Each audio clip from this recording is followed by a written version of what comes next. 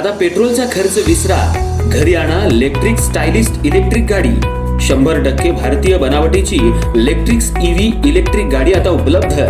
5 वर्षांची वॉरंटी, आकर्षक कलर्स आणि स्पोर्ट्स डिझाइन। एकदा चार्ज करा आणि 100 ते 140 किलोमीटर पर्यंत रेंज।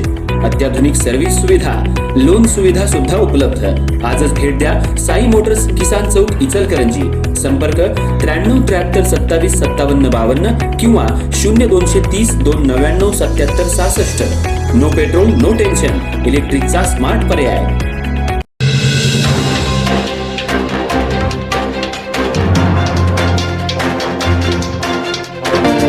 वडगाव परिसरात माजी आमदार प्रकाश आवाडे यांचे भावी खासदार असा उल्लेख असलेले डिजिटल बॅनर भाजपचे जिल्हा सरचिटणीस वैभव हिरवे यांच्या नेतृत्वाखाली झळकल्यानं राजकीय वर्तुळात चर्चेला उधाण आलंय। या बॅनरमुळे आगामी लोकसभा निवडणुकीच्या पार्श्वभूमीवर विविध राजकीय तर्कवितर्कांना सुरुवात झाली आहे।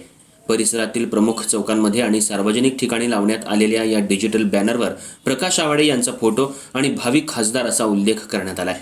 त्यामुळे कार्यकर्त्यांमध्ये उत्साहाचं वातावरण असून नागरिकांमध्येही या घडामोडीबाबत चर्चा रंगू लागली आहे। आगामी राजकीय समीकरण, पक्षाची भूमिका आणि उमेदवारीबाबत अद्याप कोणतीही अधिकृत घोषणा झालेली नसली तरी या बॅनरमुळे प्रकाश आवाडे यांच्या संभाव्य लोकसभा उमेदवारीच्या चर्चांना वेग आलाय।